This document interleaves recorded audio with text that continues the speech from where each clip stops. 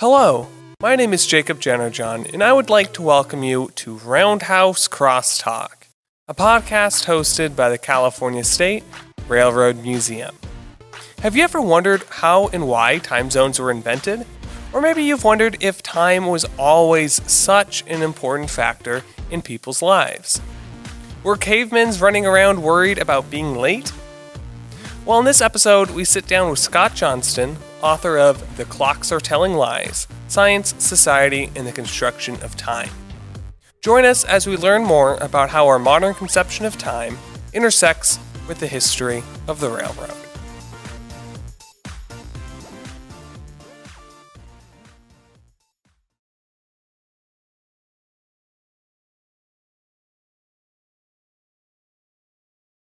Well, definitely the thing that jumped out to me about this book is the title.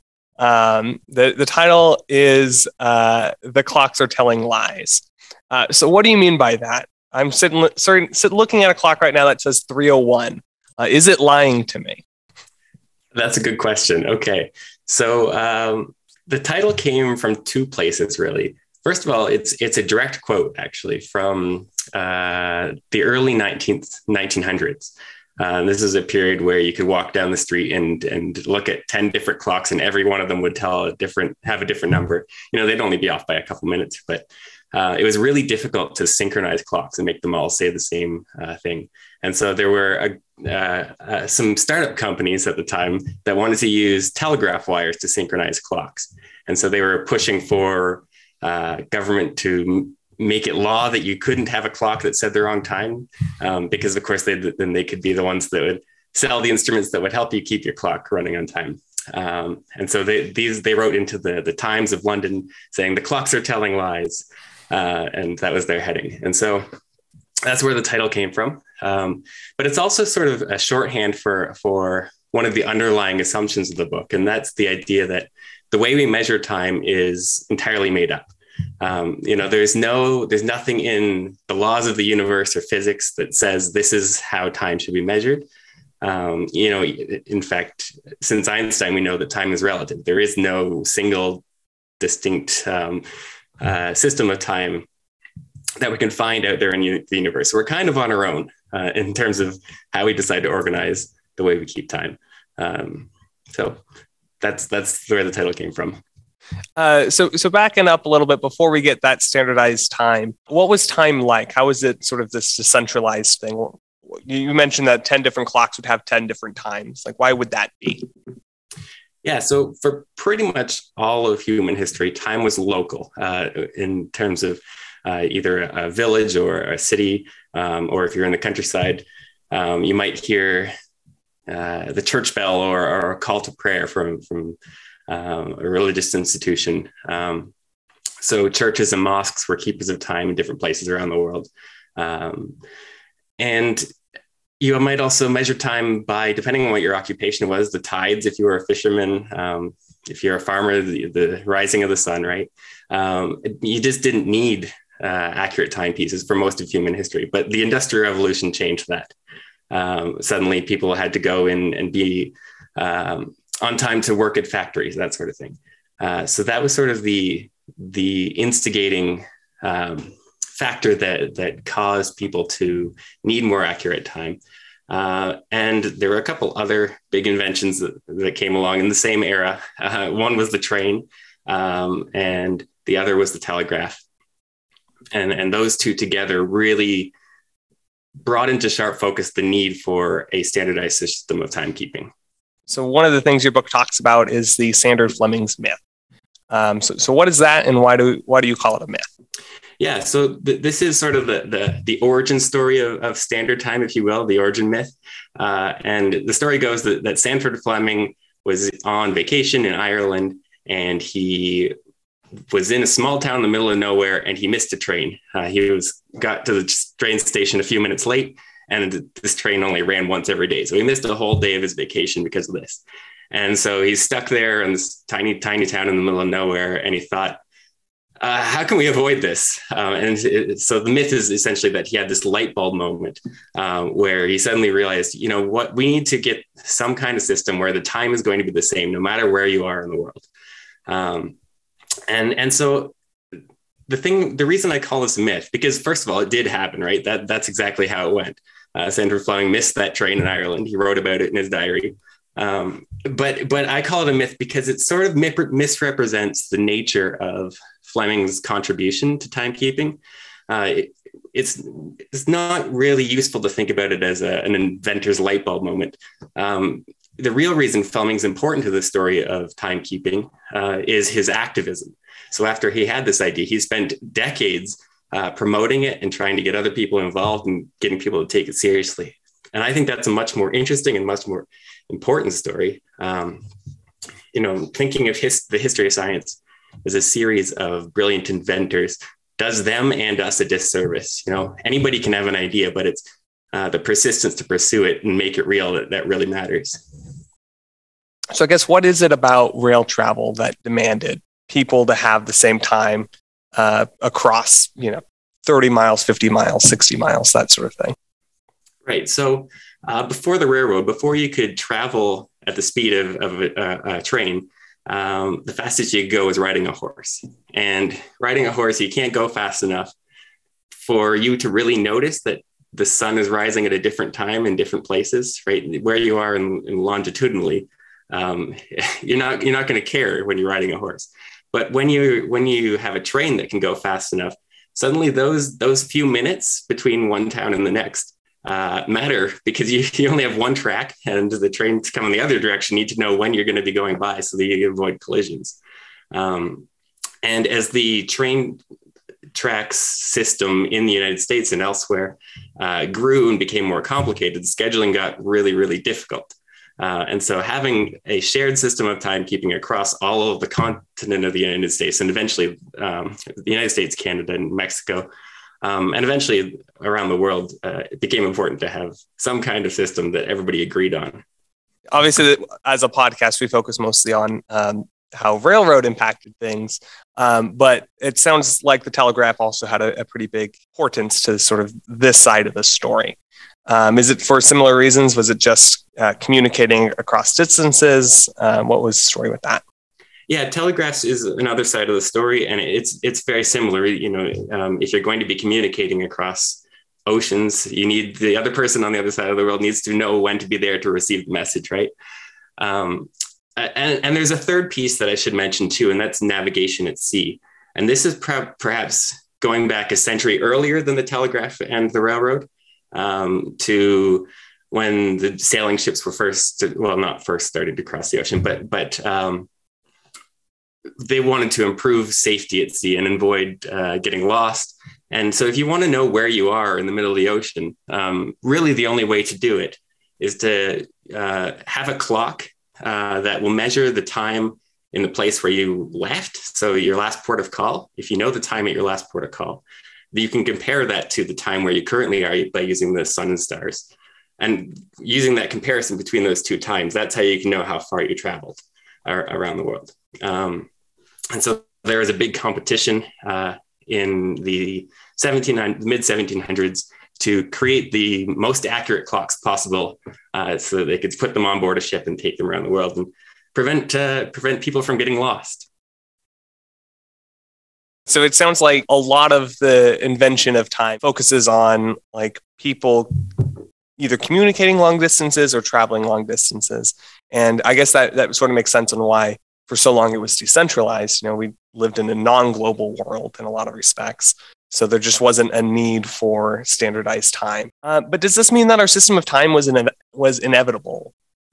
Yeah, so I would say that it was probably inevitable that we needed some kind of standardization, but the shape that it took in the end was not inevitable. There's plenty of ways that we could have organized time. They're different than the way that we do. So, for example, we use 24 time zones around the world, and everybody follows them mostly. If you look at the lines, they're a little crooked. Some of them follow political borders rather than exact mathematical borders, right? But it didn't have to be that way, I think is what I'm trying to say. There was a proposal by someone named Charles Dowd, who was another person that might be credited with the origins of standard time. But his idea was a series of 10-minute wide time zones which would have made things a little more different, a little more complicated. And another idea was having a single time for the entire planet, which is possible as well. And that would do interesting things to our language, for example. The word noon or midnight would be disassociated from the number 12 in certain places around the world. So it's interesting to think about how that would affect our culture. So like everywhere in the world, right? So right now I'm on the West Coast, so it's 3:11 when we're recording that. So like everywhere on the planet, it would be 3:11? That's right, yeah. Wow. That is, so it sort of reminds me of like the way it would potentially change experiences in people's relation to these times. Reminds me of like, I'm thinking of like Australian Christmas, where it's associated as like a summer thing. That's right, yeah. That is really interesting to think about. Well, another version of timekeeping you talk about that was sort of advocated for was based on like astronomy, and is more of like a way of keeping like scientific notation down. Can you explain how that one worked a little bit? Sure, yeah. So this was the other major, most prominent idea for organizing time, other than time zones, which Sanford Fleming and William Allen and the railroad people, right? They're the ones that were trying to organize time into these 24-hour time zones. But astronomers at the time had a very different concept of how they wanted to organize things. And to them, they were proposing a single time for the entire planet. But it wasn't for everyone to use. This was a scientific time that only they would use, and the rest of the world could keep using local time or whatever they wanted as far as they were concerned. This is sort of a special tool for science. And the reason that they needed it, sort of the motivation for astronomers to work this way, there was a couple of major astronomical undertakings in that period that sort of drove them to that idea. So the first one was the transit of Venus, which happens twice every century. We just had one in 2012, I think, and there won't be another one for another 100 years. But there were two of them at the end of the 1800s, one in 1874 and one in 1882. And this was one of the biggest undertakings of the century for astronomers. There were expeditions around the world trying to find a good place to observe it. And then they wanted to compare notes. And that was the hard part, because if you want to compare notes from someone in Britain and someone in Peru, for example, you need to know exactly what time it is in each of these places and be able to compare them. And so this is what drove them to try to create a single time for the world that was highly accurate and standardized. There's other similar things that happened in the United States. There was a meteorologist named Cleveland Abbey, and he was focused on trying to understand how high the northern lights were above the surface of the Earth. He was trying to measure the altitude of the northern lights. And he had a bunch of volunteers across the country to take observations, but none of them had a standard system of time. And so his data that came in was kind of useless to him. And so he was concerned about this, and also got involved in the process of standardizing time. He went on to work with Sanford Fleming later because of this problem that he was having. So it sounds like there's sort of two camps. Do they conflict at all? Is it something of like, well, the scientists just need something, so it doesn't really matter if they pick the public one, and vice versa? Or was there some conflict there? Yeah, that's a good question. And I think that there is a possibility that they could have coexisted. And in fact, I suppose they kind of do. If you think of UTC that we have today, that is universal time, it's used essentially just to reference, if you're comparing time zones, how far are we from Greenwich? So it is around, and they do kind of coexist. But the reason they came into conflict essentially was that there was an underlying disagreement in what timekeeping meant to these people, right? So the scientists, if for them, they wanted a timekeeping system just for themselves, it would be sort of a hierarchy. There'd be time for everybody else, and then there'd be the scientific time. But for the railroad folks, if you want your railroad to run on this time, everybody needs to know what time it is, right? All of your passengers, all of your customers. So you can't just have some people using it and some people not. So there's a fundamental disagreement about who needs to be able to use this. You give a lot of different reasons on why sort of the system we have today came to be, and why we didn't go with that like restricted astronomy version where only a couple maybe not a couple, but only the people really involved in astronomy have a regular contact with what time it is in a universal way. What were some of those reasons? Maybe like a couple key ones. Sure. So the interesting thing is that at first the astronomical community won. Standard time, as we know it today, using time zones, initially was rejected. Sanford Fleming tried to promote it, and he brought it to the international community, and it failed. Nobody wanted it. The railroads started using it in some places, in the United States and Canada initially. In places like Britain, there were small divides, like Ireland had its own time from Great Britain, but that was a little easier because there's a natural border, right? There's water between those two islands. So it was a little more complicated in North America, where you don't have those natural divisions between time zones. And so at first people rejected it, and it took decades of advocacy before it sort of became the norm. The other thing that happened is that because accurate time required experts to distribute, right? You needed someone at an observatory to figure out the exact time, and then you needed to send it by a wire to the post office, who would distribute it to the rest of, to train stations and institutions and whoever else wants it. Access to accurate time became associated with the future and with wealth and with science. But what that did is, because it was so inaccessible, it sort of reinforced class divisions where only certain people could access accurate time.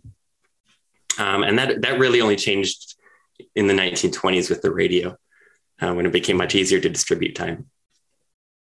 Wow. Yeah, no, I guess that's a good thing to think about, is like predominantly the way people are interacting with maybe the global community, even in something like 1890, which we associate with, like, yes, there are telegraphs now, there are more communication.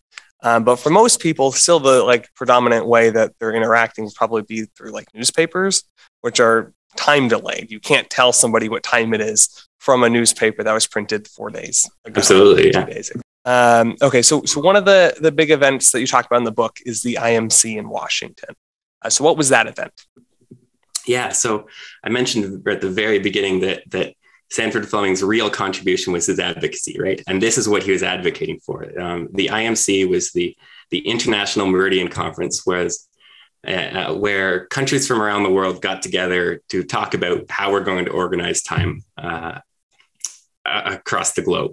And so Fleming and his allies, Cleveland Abbey and William Allen and many others, were lobbying the US government to call this conference. And eventually they succeeded. It took a few years, but it happened in 1884. And so they had delegates from 27 countries. Many of them were diplomats. Some were astronomers and navigators and railway engineers.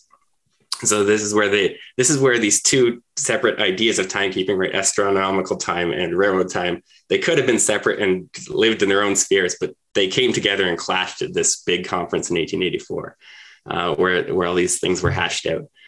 And I guess the key question that they had to decide was where the prime meridian was going to be. Essentially, where are you going to start counting?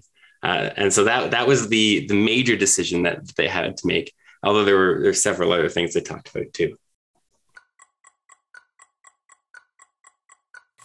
Thank you, Scott, for that answer. And before we go any further, I would like to take just a brief moment to tell our audience a little bit about our sponsor for today's podcast. Today, Roundhouse Crosstalk is brought to you by the California State Parks' new Adventure Pass program. This is a wonderful program introduced by State Parks last summer that gets fourth graders and their families into a total of 19 state parks for free, including the California State Railroad Museum.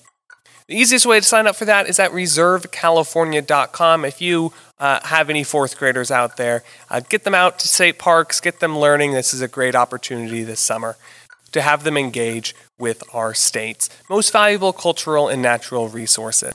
We do have that link in the description of this podcast as well. All right, now back to the show.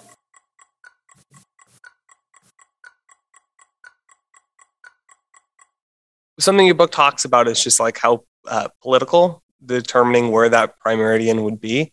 Maybe we can just start with like what benefits would there be to having the prime meridian be in your time zone? Sure. So one of the major benefits comes down to again navigation and travel by sea. In particular, because nautical charts that existed already used certain prime meridians. And so Britain and the British Empire used the Meridian of Greenwich for their travel by sea. But other countries used their own, right? France had used Paris, and by the time of the conference, actually, the US had decided to use Greenwich too, but that only happened a couple months before that. Initially, they were using Washington. And so that was fairly recent that the United States had started using Greenwich. So there was certainly a lot of conflict between countries and competition over where should we put this thing. Many people wanted a neutral location to sort of prevent these rivalries. They said, we'll put it at the St. Paul's Rocks was one suggestion, in the middle of the Atlantic Ocean. There's nothing there. These are like rocks with a couple seagulls. Other people suggested the middle of the Bering Strait. This is actually Fleming's favorite suggestion. It's sort of almost 180 degrees from Greenwich. And so it was a nice dividing line where there were no major land masses that it would pass through.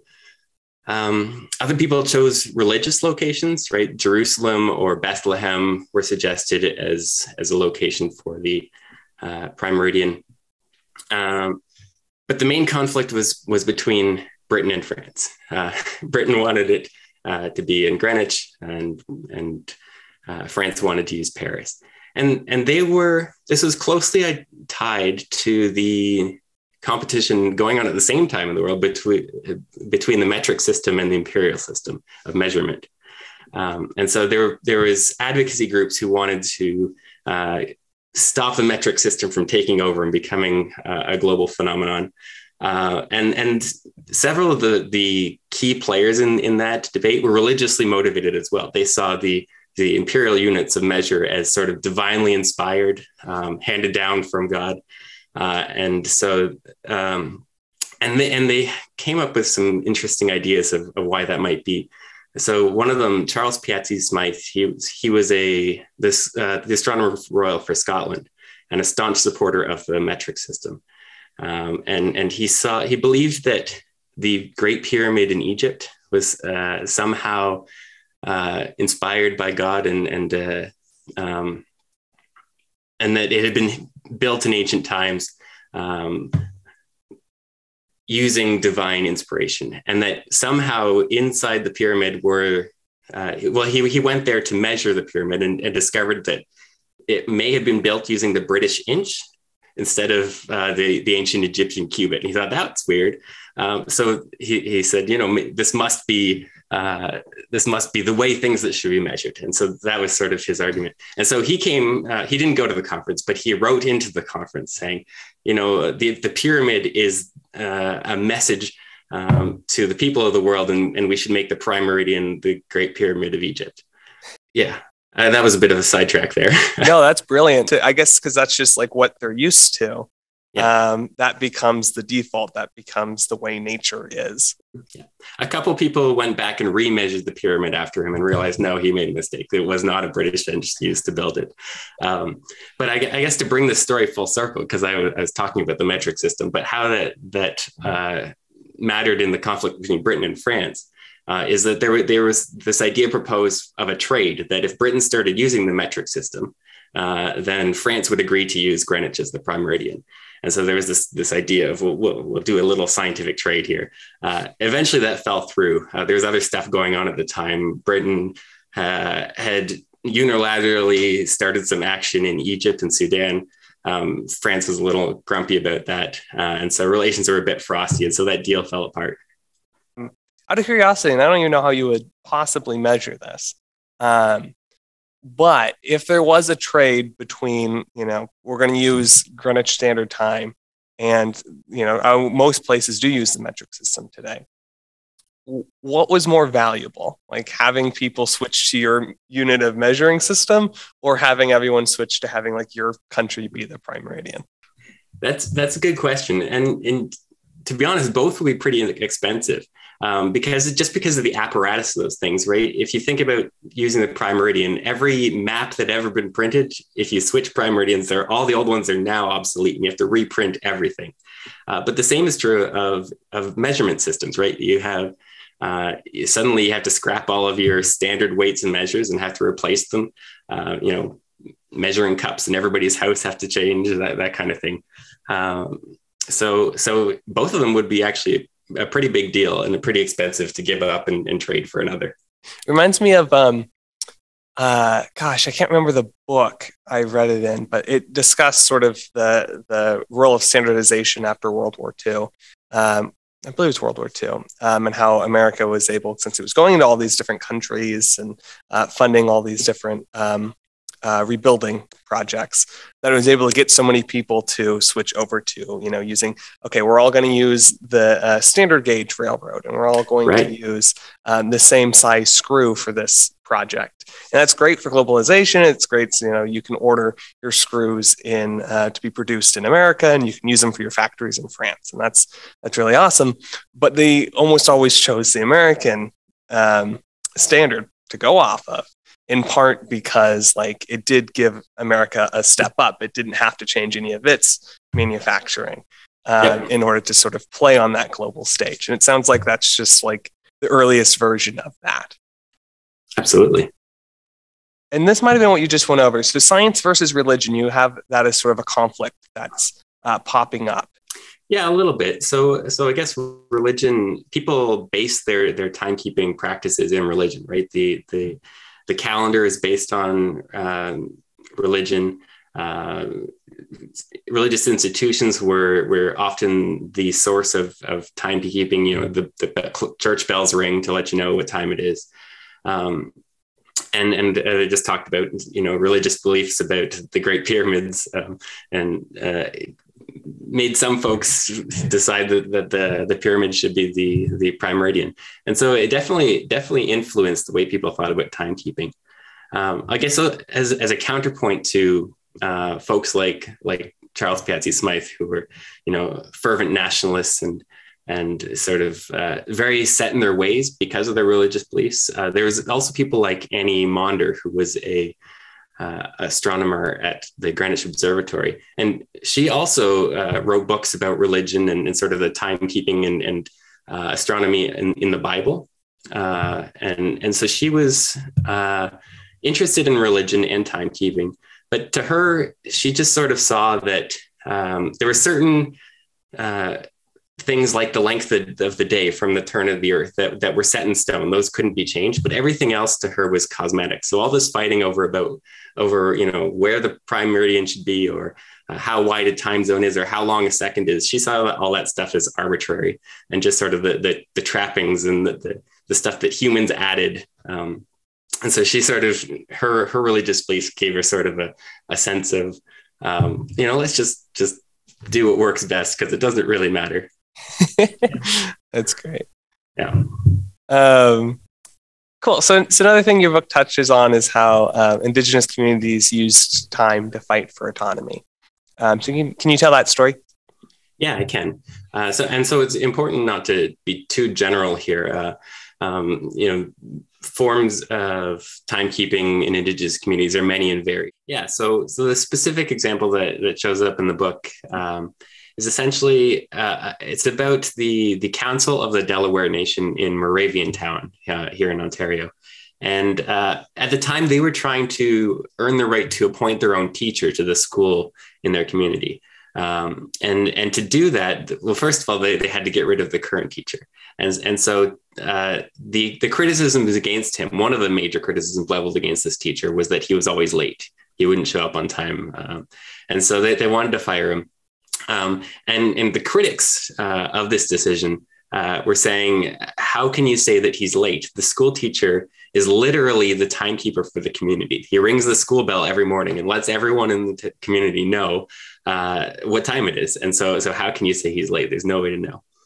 And so the council counters that, as a matter of fact, we can tell what time it is because we can hear the bell from the distant town of Bothwell, which is about 10 kilometers away. 10, I don't know what that is in miles, but slightly more than that.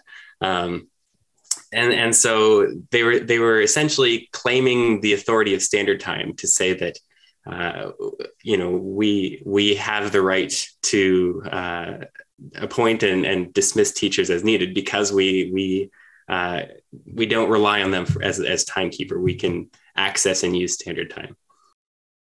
Yeah, no, that's such an interesting idea. Like even the idea that like one person sort of controls what time is in a place, and that person might be tardy. It's just such like an interesting concept because I'm sure there are a lot of people, they would love to have that power. I'm not running 5 minutes late to work. What are you talking about? I control when the museum opens, or I control when, whatever the place is opens. Okay, so sort of moving away from sort of the details of the book into sort of like your interest in the subject. How did that come about? Yeah, so the topic of timekeeping kind of fascinated me because it's omnipresent in our lives, right? It's everywhere, but we kind of forget it's there. We take it for granted. If we want to know what time it is, we look at our phones or check our watches. But it literally schedules our lives. It underpins everything we do. And I think what's exciting about this is that it's exciting to know that our timekeeping system is a bit of an experiment. For 90% of human history, we didn't keep time like we do now. And so although it feels normal and permanent and unchangeable, it's changeable, right? If we don't want to keep time this way, we can change it. And I think that's kind of what's useful about history in general, is that it opens windows to other possible ways of living. It reminds us that the way things are now aren't inevitable or unchangeable, and we can make a difference if we want to. And so that's what I got excited about as far as this topic. Yeah, and something I thought separated this work from other works that I've seen sort of on the creation of standard time, which is usually like, at least the ones I've seen have been a lot more about like, oh, well, they needed time because of the railroad and the telegraph, and that's sort of the whole story. Yours goes a lot more into sort of like the different theories that, different alternatives we had, some of the personal decisions, the activism you talked about, and sort of all these other details that I hadn't seen before. What made you decide to focus on those areas? Yeah, so I've read some really dry books about, the inner workings of clock dials and patents and mechanisms and that kind of thing. And those are important, right? Those are also important. But to me, people and the decisions people make are so much more interesting than the mechanicals. And so, some of the fascinating characters that show up in the book just grab my attention, like Maria Belleville and her daughter, who walked around London selling the time door to door. They would go to the observatory and get the accurate time on their stopwatch and carry it around London. Meanwhile, these synchronizing companies that were selling time by telegraph were dragging her name through the mud and trying to smear her and chase her out of the game, and they didn't succeed. Her clock time telling business lasted over nearly a century, right up to the 1940s, in spite of all these attacks. So people like that, their personal stories are just so much more interesting. Yeah, no, I completely agree with that. Like working at the Railroad Museum, there is also sort of that similar kind of push and pull between, okay, well, are we going to focus on like how our locomotives work and sort of the, invention and how the coupler has been improved and things like that? Or are we going to focus on like the story of the people that invented and improved upon the coupler in these cars? And I know personally, like what I'm more interested in is that people dynamic. So what do you hope folks take away from this book? Well, I guess one of the lessons from the book is that early on, when they were first starting to organize time across the globe and standardize it, accurate timekeeping was really expensive and difficult to get. And that caused it to feel elitist, and it discouraged ordinary people from using it. And it wasn't until the radio came along and made distributing and accessing timekeeping easier that people started using it. And I guess the lesson there is that there's something important about sharing knowledge and of making information and science accessible and removing barriers to information. I guess that's one of the key takeaways of the book that applies to timekeeping, but applies to other things today too. And if somebody wanted to either get this book or see other work that you've done, what's a good way of doing that? You can find me on Twitter at ScottyJ_PhD, or you can just Google my name, Scott Allen Johnston, or the book, The Clocks Are Telling Lies.